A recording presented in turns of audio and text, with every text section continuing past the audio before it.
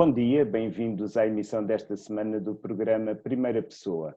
Pouco mais de um ano depois de ter deixado a liderança da Iniciativa Liberal, após não ter conseguido ser eleito deputado nas legislativas de 2019, Carlos Guimarães Pinto prepara o lançamento do Instituto Mais Liberdade. Trata-se de uma organização sem fins lucrativos que se apresenta como sendo dedicada à defesa da democracia liberal e que pretende criar uma sociedade de pessoas informadas sobre as ideias que resultam em prosperidade e igualdade de oportunidades, evitando, segundo a organização, que os próximos 20 anos sejam iguais aos últimos 20.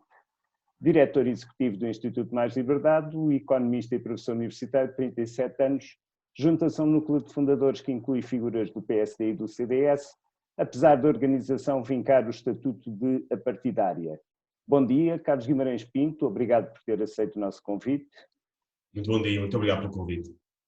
O Instituto Mais Liberdade nasce, e cito, com a missão de transmitir conhecimentos sobre os principais pilares de uma sociedade livre baseada na liberdade individual, na liberdade política e na economia de mercado. À partida, uma organização com tais finalidades não deveria fazer mais sentido na Polónia de 1990 do que no Portugal de 2021? A luta pelos valores da democracia liberal nunca está ganha, nunca está em lado nenhum. Claro que é mais necessário nos sítios do que noutros, mas o que não quer dizer que não seja importante. E neste momento Portugal tem alguns problemas, tem um problema económico muito grave nos últimos 20 anos, tem falta de liberdade económica, começa a ter problemas em termos de liberdade política, nomeadamente em termos de independência das instituições. Portanto, é algo muito necessário atualmente, e mesmo que Portugal estivesse muito bem colocado economicamente e em termos de liberdade política, em termos de liberdade de instituições, ainda assim seria importante, porque é preciso nunca baixar os braços e ter sempre a noção de que tudo isto pode-se perder de um momento para o outro. Isso é uma coisa que a história nos ensina, é que se pode perder tudo. E, a vosso ver, é um risco que Portugal está a correr neste momento? É um risco que todos os países correm a toda a altura, e Portugal, especialmente nesta altura, tem esse tipo de problemas. Temos muita falta de liberdade económica, isso já vem de alguns anos até aqui, excessiva burocracia, excessivos entraves ao empreendedorismo, temos muitos problemas económicos, começamos a ter cada vez mais problemas de independência das instituições. Temos um partido que está demasiado tempo no poder, e isto acontece com todos os partidos em todos os países. Quando se prolongam demasiado no poder, começam a ter vontade de expandir o seu poder para outras áreas em que normalmente um partido não deveria estar. Isso vê-se com a questão da independência das instituições. Nós temos o Banco de Portugal com um ex-ministro do PS, nós temos o Tribunal de Contas que, sem se perceber muito bem porquê, perdeu alguém que era visto como sendo mais independente. Temos as questões da justiça. Portanto, são questões importantes, são questões às quais precisamos de estar atentos, e mesmo que as questões se resolvam e que voltemos a ter Portugal no topo dos rankings da liberdade económica, da liberdade política, da liberdade civil, mesmo que isso aconteça, é preciso estar sempre atento e estar sempre a propagar estas ideias e a reforçar a importância destas ideias. Qual foi o impulso inicial para criar esta organização e atribuir-lhe o objetivo de promover a literacia económica e financeira? Bem, isto era uma ideia que eu já tinha até antes de entrar para o partido, há alguns anos.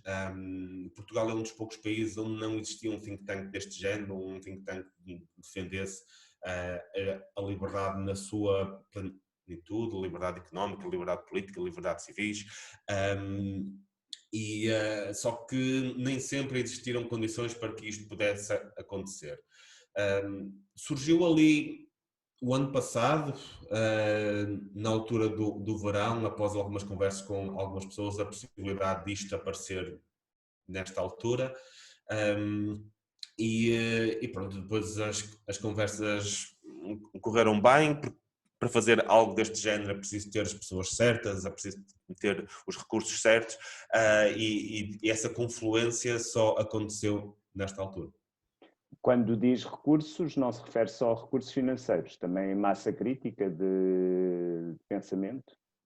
Sim, neste momento as pessoas estão mais atentas a estas ideias, isso dá-nos um conjunto de recursos humanos, ou seja, pessoas disponíveis, que muitas vezes até é muito mais importante que os recursos financeiros, é ter pessoas disponíveis para dirigir projetos, para pensar estas ideias, para fazer diferentes tipos e para mobilizar fora do circuito normalmente muito fechado onde esses think tanks funcionam. Porque uma das coisas que eu disse quando estávamos a discutir estas ideias se for para fazer mais um think tank em que se reúnem 100 pessoas uma vez de 6 em 6 meses, em que falam todas, batem palmas e concordam todas, mas depois não chega para além dessa bolha, não vale a pena o esforço, não vale a pena o sacrifício pessoal e profissional que as pessoas vão fazer. Se vamos fazer algo, tem que ser dirigido para um grupo alargado de pessoas.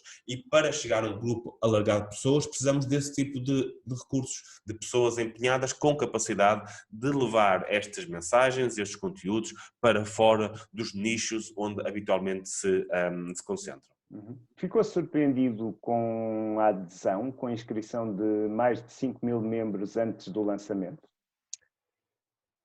Fiquei muito surpreendido. Nós tínhamos planeado bastante abaixo disso. O nosso planeamento tinha sido muito abaixo disso, até porque outras organizações deste género não chegam sequer a um décimo destes números. E era dentro disso que estávamos à espera. Obviamente queríamos fazer mais do que aquilo que era esperado, mas nunca esperamos que fosse tanto. Tanto foi assim, tanto foi inesperado que a estrutura e os sistemas que montámos para receber inscrições rebentaram nas primeiras 2 horas. Deixamos de ter capacidade sequer para processar as inscrições que íamos recebendo e tratamos de adiantar um bocadinho o prazo para podermos, nesta altura, fazer isso tudo antes do lançamento do Instituto. Foi muito inesperado, mas também demonstra que as pessoas estão muito à espera de algo deste género. Vê uma relação de causa e efeito entre essa mobilização e o peso que os partidos mais à esquerda têm na Assembleia da República ou a votação que André Ventura acaba de ter nas presidenciais? Eu acho que pode haver um mecanismo de reação a esta possibilidade cada vez mais crescente de ter partidos extremistas a ter poder dentro dos governos, tanto de esquerda como de direita. Eu acho que há aqui um sentimento de reação a esse tipo de possibilidade. E há muitas pessoas que não querem isto, que estão contra tudo aquilo que está a acontecer, contra a situação atual, mas que não querem que se encontre soluções dentro dos extremos. Querem uma solução que respeite os princípios das democracias liberais, que respeite a economia de mercado, as liberdades políticas, a democracia, e pode haver, de facto, uma reação desse género.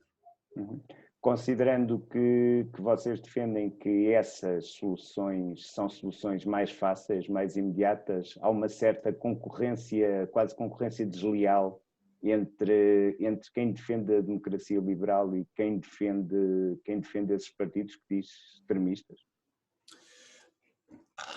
Eu poderia dizer que existe uma concorrência desleal porque é um produto de consumo rápido. Um dos motivos pelo qual os extremismos, apesar de falharem sempre, voltam sempre, é porque têm um discurso muito fácil, muito fácil de consumir, de consumo rápido, que se percebe de forma aquela aposta no ressentimento.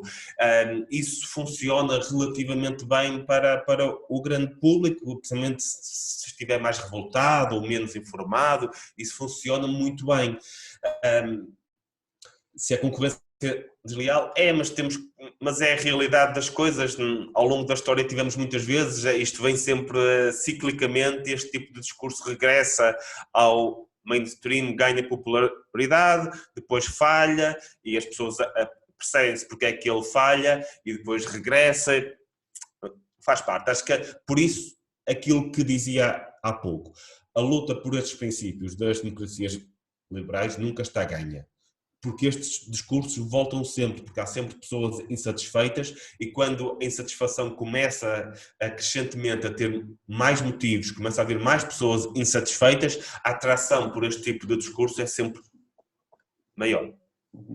O vosso diagnóstico de Portugal descreve-o como um país estagnado, endividado, em declínio demográfico e com graves problemas de independência das suas instituições.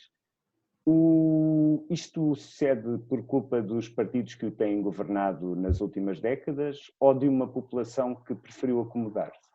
Acho que existem várias responsabilidades.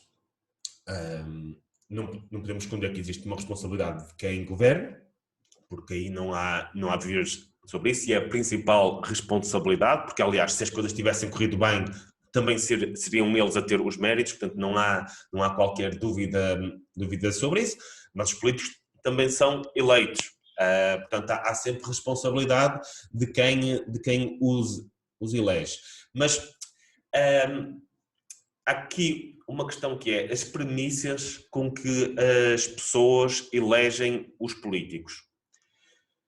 Para elegerem, têm um conjunto de informação e um conjunto de formação ou educação e usam essas duas premissas, essas duas coisas, a informação e a formação, para tirarem conclusões sobre aquilo que é melhor para essas pessoas. E são escolhas, de certa forma, lógicas. A questão é, estão as premissas certas ou não? Têm as pessoas acesso a toda a informação sobre as consequências das políticas que os políticos prometem ou não? Eu acho que não. Eu acho que muitas destas escolhas são feitas baseadas em premissas erradas, ou seja, baseadas em premissas sobre aquilo que pode acontecer com cada uma dessas políticas que não estão certas. Então as pessoas fazem a escolha que na sua opinião está correta, mas como é feita com as premissas erradas, tem os resultados errados. Isto depois é uma confluência de vários fatores internacionais também, a forma como Portugal se enquadrou no mercado global, aquilo que veio a acontecer já desde os anos 80, portanto há muitos fatores que levaram para a situação em que estamos. Mas um deles é definitivamente a premissa que as pessoas têm para tomar decisões políticas. Formação e educação para perceberem as consequências das promessas políticas dos políticos. Teme que os efeitos da pandemia na atividade económica e as expectativas quanto ao plano de recuperação e resiliência aumentem ainda mais a dependência em relação ao Estado no nosso país? Acho que isso é possível que aconteça. Vamos sair desta crise com muitas empresas dependentes desse apoio para sobreviverem ou terem sobrevivido, mas também o facto de nos termos visto privados de tantas liberdades durante este período, acho que fará com que as pessoas tenham um renovado gosto pelas liberdades, porque às vezes é preciso perdê-las, é preciso não termos o mesmo acesso a elas para valorizarmos aquilo que estamos a perder, aquilo que tínhamos. E eu quero acreditar que de facto as pessoas irão valorizar um pouco mais a liberdade. Também entenderam outra coisa, que é, se calhar se tivéssemos tido mais liberdade económica no passado, se a economia tivesse crescido mais, no princípio desta crise teríamos estado melhor preparados para responder a esta emergência, que não estávamos. Um dos principais problemas que nós tivemos foi precisamente a nossa situação económica muito frágil no início da pandemia, fez com que não pudéssemos ter a resposta certa para apoiar as empresas que foram obrigadas a fechar, para para ter resposta no sistema de saúde. Estas duas coisas que nós não estávamos prontos e que com mais liberdade económica, com mais crescimento, teríamos estado melhor preparados. Eu espero que as pessoas sejam capazes de reconhecer isso. Se serão ou não, não sei. Curiosamente, muitas vozes se levantam a dizer que o que a pandemia provou é que deveria haver ainda mais Estado. Isso é um bocadinho, isso é como dizer que o que a pandemia provou é que temos que ter fronteiras fechadas mais tempo, ou o que a pandemia provou é que temos que ficar todos em casa confinados. Há um conjunto de coisas que aconteceram durante a pandemia que são irrepetíveis e que não são transferíveis para a altura normal. Nós exigimos às empresas um esforço coletivo, exigimos aos restaurantes que fechassem, não porque eram maus restaurantes, não porque tinham um mau serviço, mas para poupar-nos a um problema coletivo. E quando fazemos isso, quando exigimos que indivíduos ou empresas se sacrifiquem em nome do bem comum, devemos estar preparados, enquanto Estado, para compensá-las por isso. Nós não estamos a falar aqui de restaurantes que fecham por serem maus, ou seja, por mecanismos normais de mercados. Estamos a pedir-lhes que fechem para um bem comum maior. E neste caso faz sentido que o Estado compense essas empresas. O que não quer dizer que em circunstâncias normais as empresas devam viver à custa do Estado, porque isso é exatamente o que não deve acontecer. Aliás, exatamente isso que fez com que no início desta pandemia nós não estivéssemos economicamente preparados para compensar as empresas que tiveram que fechar, não por culpa delas, mas para um bem comum. A entrega de milhares de milhões de euros para salvar empresas públicas deficitárias como a TAP ou para salvar bancos privados seria possível num país como o Instituto de Mais Liberdade espera que Portugal venha a ser? Eu quero acreditar que não. A minha opinião é muito clara sobre isso. Acho que a TAP não deveríamos ter injetado o dinheiro que estamos a injetar na TAP. Eu percebo o racional de estamos numa pandemia, portanto temos aqui uma empresa que sofreu sem culpas devido à pandemia, mas a TAP era um problema muito antigo que não tem qualquer capacidade de devolver aquilo que está a ser injetado lá. Enquanto se pode justificar, mas isso é uma discussão diferente, a injeção noutras companhias aéreas como a Lufthansa, que era lucrativa e pode devolver facilmente esse empréstimo, no caso da TAP não faz sentido. E não faz sentido, especialmente porque estamos a exigir a muitas pequenas empresas, sem as compensar por isso, um esforço em nome do coletivo e não as estamos a compensar por isso, enquanto que no caso da TAP, que já era uma empresa falida, que não tinha valor económico anterior, o que estamos a fazer é pegar no dinheiro que devia ir para compensar todas essas empresas que mereciam sobreviver porque não tiveram culpa nenhuma naquilo que lhes aconteceu e a dar a uma empresa que se calhar já devia ter sido reestruturada há muito tempo. De qualquer forma, pode ser o advogado do diabo e dizer que o fecho da TAP iria levar à perda de milhares de empregos e também a seguir a ter um impacto muito negativo na economia nacional. Mas estamos aqui a falar do que é um dos conceitos base que iremos falar muito no Instituto, é precisamente o custo de oportunidade. Ou seja, a opção aqui não é entre salvar e não salvar a TAP. A opção aqui é entre salvar a TAP e usar aqueles 4 mil milhões de euros para um conjunto de outras coisas que também teriam efeitos económicos na economia como um todo. É disso que estamos aqui a falar. Quando falamos em despesa pública, em qualquer despesa pública, não podemos falar só que a opção é fazê-la ou não. É fazer essa despesa pública ou usar esse dinheiro noutro sentido qualquer.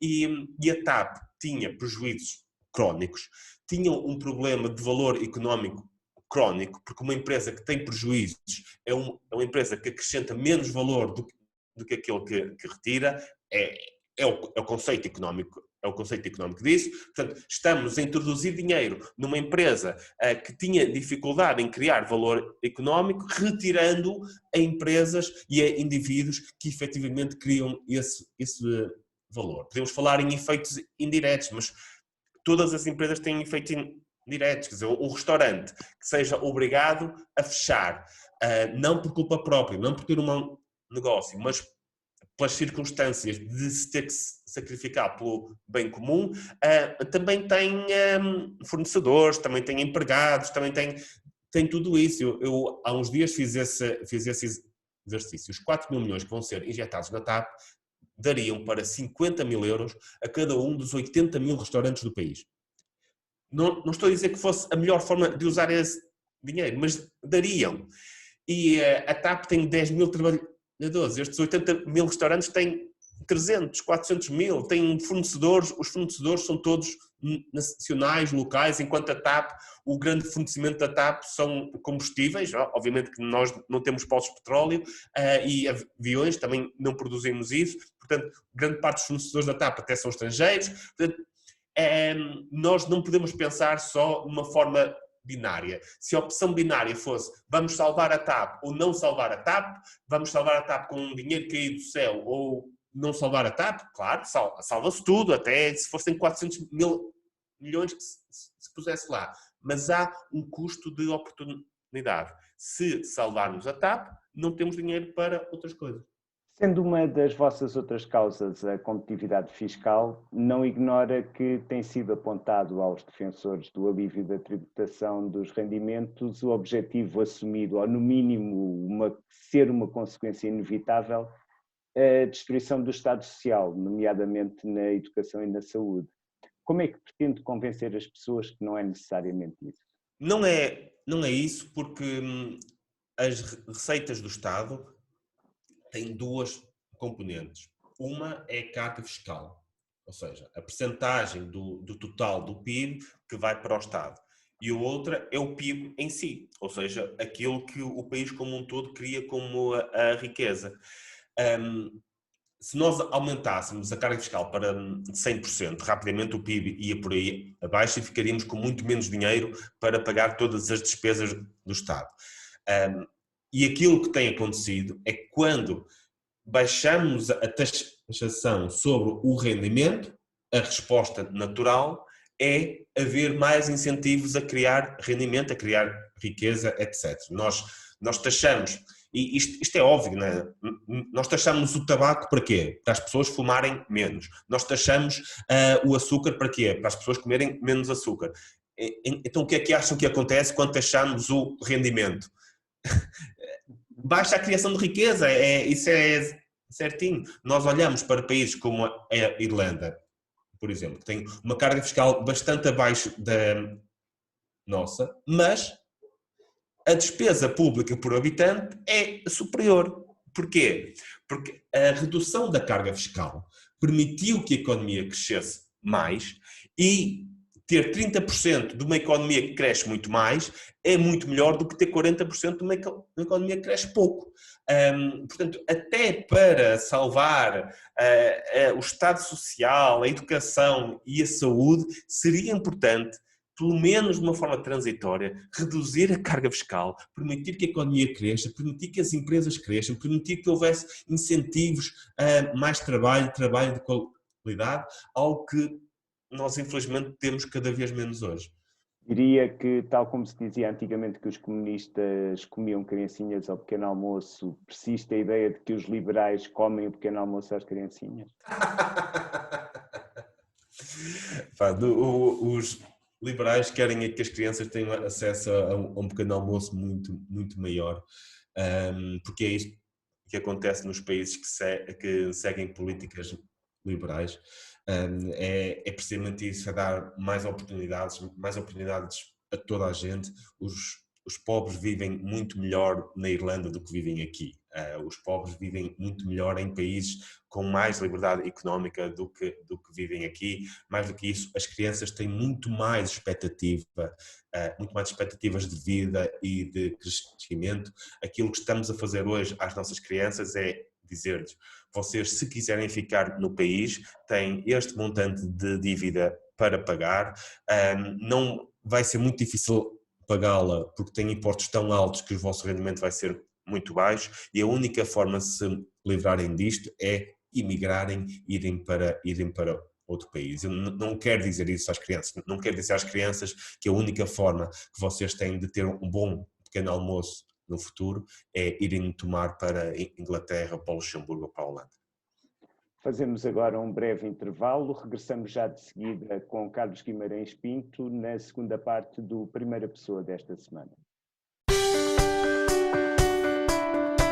Boa tarde, bem-vindos à segunda parte do Primeira Pessoa, nesta semana com Carlos Guimarães Pinto, ex-presidente da Iniciativa Liberal e atual responsável pelo Instituto Mais Liberdade, que inicia a sua atividade nesta sexta-feira. Sendo dirigido pelo ex-presidente da Iniciativa Liberal e tendo entre os fundadores atuais e anteriores dirigentes eleitos pelo PSD e CDS, que papel terá o Mais Liberdade, mesmo assumindo-se como apartidário, naquilo a que se tem chamado a reconfiguração da direita? Nenhum.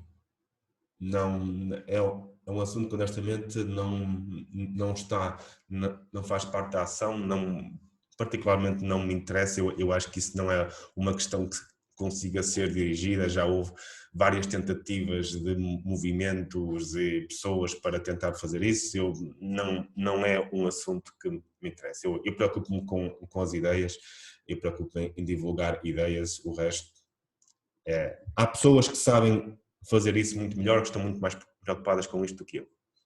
De qualquer forma, um dos vossos dirigentes é Adolfo Mesquita Nunes, que tentou disputar a liderança do CDS e é provável que o venha a fazer num congresso a realizar no final deste ano, depois das autárquicas. Até que ponto é que isso pode colidir com os vossos objetivos? Nós temos 5 mil membros fundadores, as pessoas, algumas irão ter atividade política, é basicamente irrelevante.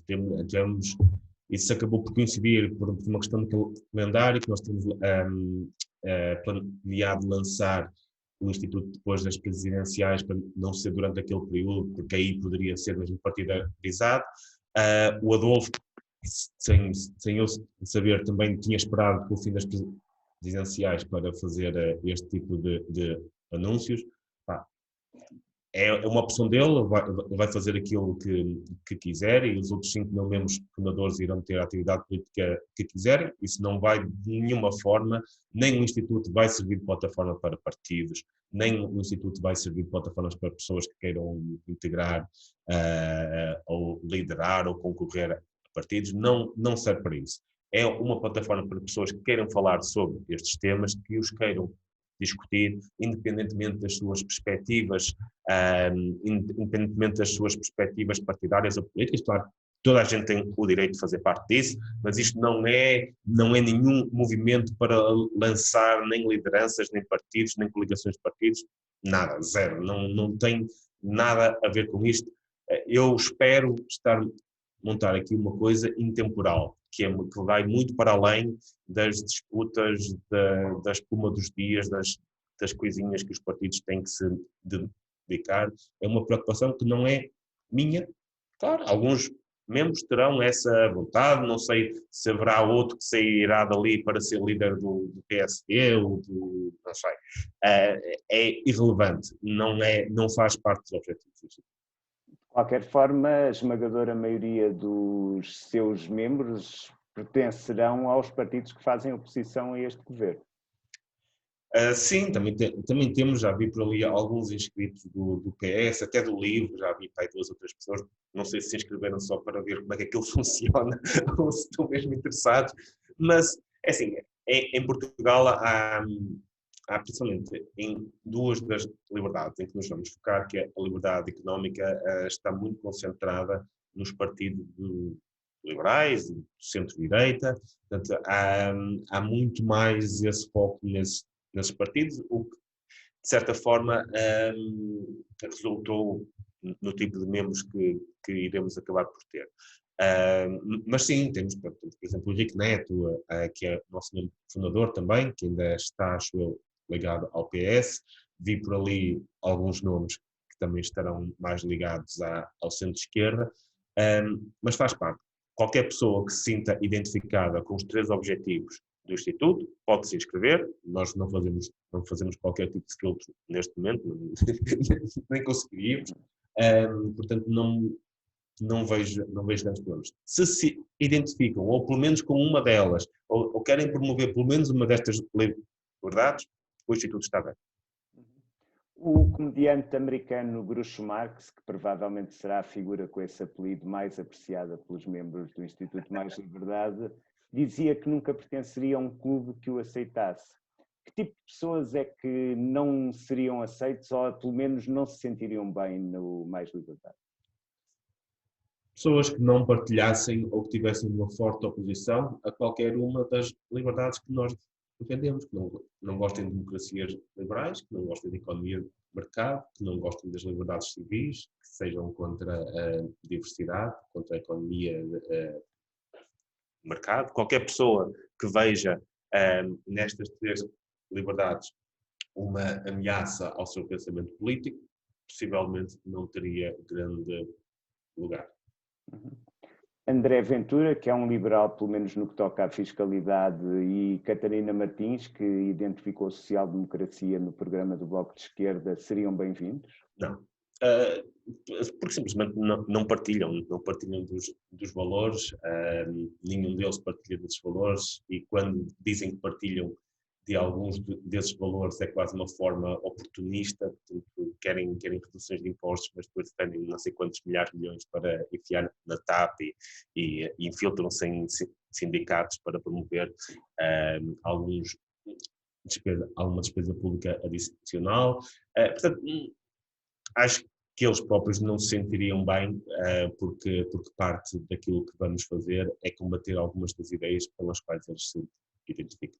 De qualquer forma, ao longo destas últimas 4 décadas, durante parte desse tempo, Portugal foi governado por partidos como o PSD e o CDS. Não se lhes pode apontar também o terem feito pouco pelos princípios que o Mais Liberdade defende? Claro. Tem culpas nesse cartório, não há dúvidas sobre isso. Nós podemos falar se houve partidos que colaboraram mais ou que têm mais ou menos responsabilidades na situação em que estamos. O PS governa há 25 anos, quase ininterruptos, com ali duas pequenas interrupções. Portanto, à partida será aquele que tem mais responsabilidade, mas há responsabilidades e há responsabilidades recentes, porque nós temos perdido a independência nas instituições e quase sempre com o aval do PSD ou com pelo menos a não oposição do PSD, como se viu quando Mário Centeno saiu de ministro para o Banco de Portugal, quando houve todas as questões das nomeações na Justiça, quando houve a questão do Tribunal de Contas. Quer dizer, não se opor a este tipo de coisas também é uma forma de colaboracionismo com a perda destas liberdades. Portanto, sim, há responsabilidades óbvias. Aliás, eu digo isto muitas vezes a amigos do CDS, um dos problemas que nós temos atualmente com a administração fiscal resultou de muitas das políticas seguidas durante o governo de Passos Coelho, que apertou o cerco fiscal aos contribuintes, na altura, com um secretário de Estado do CDS, que foi o Paulo Núncio. Portanto, e eles não podiam dizer que estavam a dar essas armas, essa corda à administração fiscal e que esperavam que depois não fosse usada, não fosse abusada mais tarde pelo PS. Foram eles que criaram isso. Portanto, sim, há responsabilidades ali também. Haveria diferenças significativas na condução do país se o primeiro-ministro fosse Rui Rio em vez de António Costa? Não sei. Honestamente não sei, porque não sei, olhando para o papel que faz na oposição, não me parece. Não sei se no governo seria diferente, não sei. Quero acreditar que seria menos mau do que António Costa, mas não acho que seria suficientemente menos mau para gerar muitas diferenças. Tanto é assim que grande parte das decisões Rui Rio está ali ao lado, não contesta muito, portanto não tem sido uma oposição tão agressiva que nos faça pensar que no lugar de António Costa teria feito muito diferente. Dito isto, vê condições para os partidos à direita do PS chegarem a uma maioria nas próximas eleições legislativas? Não sei. Não sei se isso irá acontecer. Eu acho que mais do que pensamentos eleitorais é preciso que pensem numa alternativa de ideias. Ou seja, que ideias é que o PSD, que à partida lideraria um governo, tem para o país. E hoje falta muito se perguntar, Leonardo, quais são as bandeiras do PSD? Ninguém sabe quais são as bandeiras do CDS. Ninguém sabe o que é que defendem mesmo. É que nós podemos criticar muito a esquerda, mas se pensarmos, o PS é o partido dos funcionários públicos. Quer dizer, que defende, que é ali a última barreira contra qualquer coisa que aconteça aos funcionários públicos. O Bloco de Esquerda é a favor do SNS estatizado e vai defender a habitação. E tem bandeiras. Nós podemos não gostar delas, mas tem. E as pessoas sabem quais são as bandeiras e fazem as suas escolhas baseadas nisso. Qual é a bandeira do PSD? Ninguém sabe. Mais do que aritméticas eleitorais, mais do que assaltos ao poder, quem é que conta, quem é que não conta. Que ideias? Isso não há. Isso hoje não há.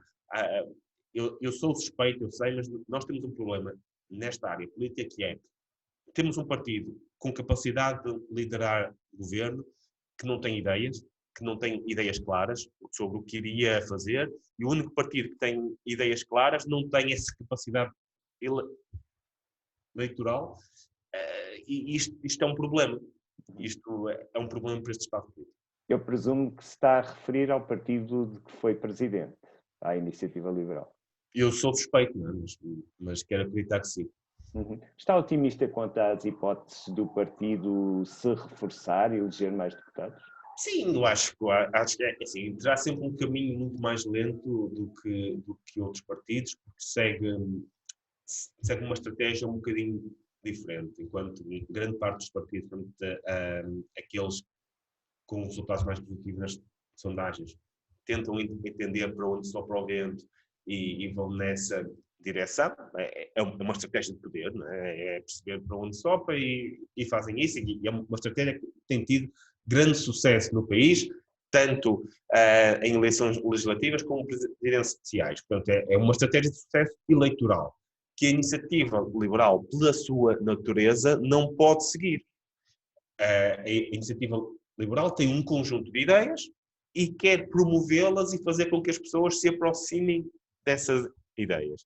E isto é um caminho muito mais lento, muito mais gradual do que todos os outros caminhos. Isso vai ser mais complicado, mas estão a fazer o seu caminho. Acho que as sondagens indicam resultados mais ou menos positivos. Tenho a certeza, neste momento as coisas mudam muito rápido, mas tenho a certeza que irão ter um grupo parlamentar nas próximas legislativas, aconteçam quando acontecerem. Portanto, o crescimento irá acontecer. Se será tão rápido como seria desejável? Infelizmente não. Carlos escreveu recentemente nas redes sociais que quem cede nos valores para chegar ao poder acabará por ceder noutros no exercício desse poder. Teme que isso possa acontecer ao seu partido? Assim, eu não sei o que é que vai acontecer do partido. Os partidos têm uma vida própria e nunca sabem aquilo que pode acontecer. Sei que pelas suas origens é um partido muito focado nas ideias e nos valores e por isso menos dado a pragmatismos de poder, etc., o que tem consequências eleitorais de crescimento, é o que é. Se há esse receio, há sempre, isso existe com todos os partidos, mas entre todos os partidos é o que tenho menos receio que isso venha a acontecer. Mas compreendo que este seu texto possa ser interpretado como um alerta para o interior do partido. Não é um alerta para o interior do partido, é um alerta para todo o espaço político, principalmente onde essas tentações são maiores, e aqui, muito claramente, no PSD. Uhum. E acha que é execuível, pedir ao centro-direita que, por exemplo, abdique da possibilidade de ser poder ao não contar com apoio parlamentar ou não se aliar com o Chega? Faça-me essa pergunta em relação ao Chega, ao PCP, ao Bloco de Esquerda, e eu responderei que sim. São partidos que não fazem parte por violarem de forma muito clara alguns dos princípios que este espaço político sempre defendeu, por o fazerem, não fazem parte daquele espaço político. Acho que não deve haver acordos com qualquer um desses partidos. Acho que mesmo o PS fez muito mal em trazer dois desses partidos para uma espécie de arco da governação. Acho que foi um erro brutal, que agora justifica o mesmo erro do outro lado. Aliás, é muito interessante. Tenho muitas pessoas que criticaram esse erro de António Costa, que o criticaram por oportunismo, que efetivamente foi, por ânsia de poder, e depois, e hoje em dia já começam a defender exatamente a parte oposta. Eu acho que sacrificar valores para aceder ao poder, que é sempre algo temporário, que nunca dura muito tempo, acho que é um tremendo erro, não só pelo erro moral em si, mas também porque não se pode assumir que alguém que sacrifica valores para chegar ao poder, depois não sacrifica outros valores quando está no poder e ainda outros para se manter lá.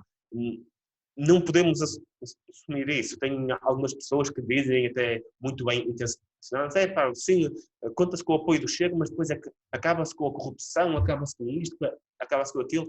Meus amigos, se excederem nos valores para chegar ao poder, alguém que aceite fazer coligações com um partido que usa retórica xenófoba, que vai contra os valores desta área política e acha que isso é uma pequena cedência para depois combater a corrupção, isso não vai acontecer, porque depois, quando chegarem ao poder, quem já cedeu nos valores vai ceder noutros e vai ser igualmente corrupto e vai ceder a outro tipo de tentações, porque o poder corrompe.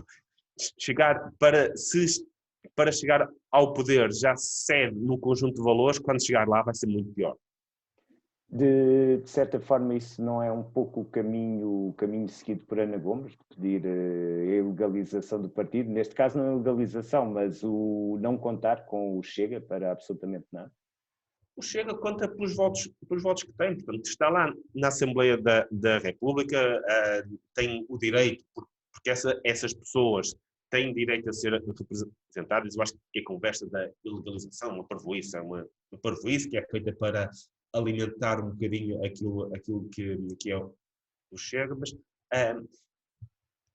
o partido existe, tem a sua representação, mas é como o Bloco de Esquerda e o PCP para o PSD, não deveriam contar para este tipo de coisas. Depois, se quiserem votar a favor ou contra orçamentos, é uma opção deles. Agora, quando se assina acordos, quando se aceita que esse partido faz parte da sua família política ao assinar acordos de governo, ao integrar, acho que não cometerão este erro, mas nunca se sabe, integrar coligações pré-eleitorais, está-se a dar um passo no sentido errado de cedência num conjunto de valores que, para além do impacto moral, terá um impacto de longo prazo na imagem daquilo que são os partidos de centro-direita. Porque a partir desse momento, a partir do momento em que se aceita isto, todas as pessoas saberão que quando estarão a votar no PSD,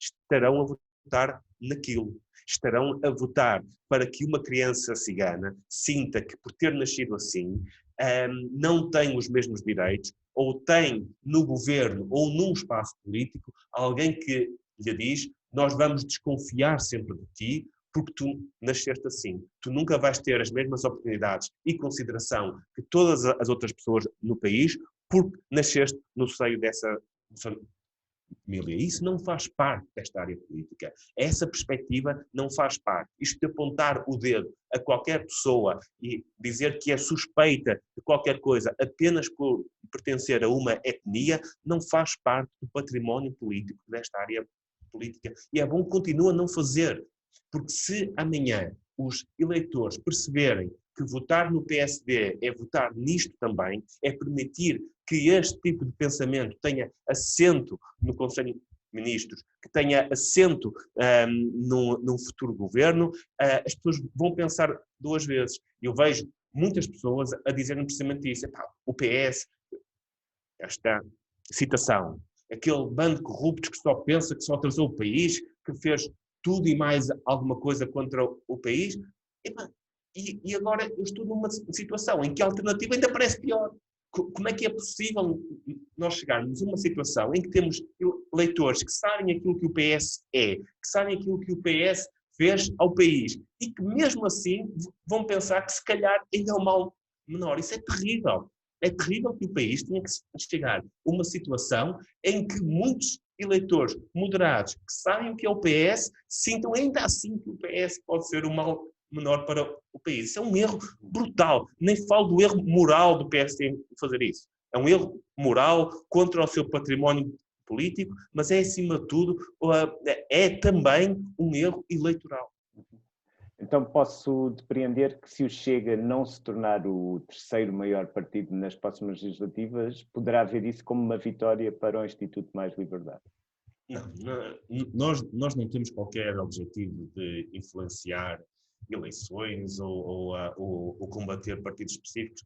Estamos aqui a combater ideias.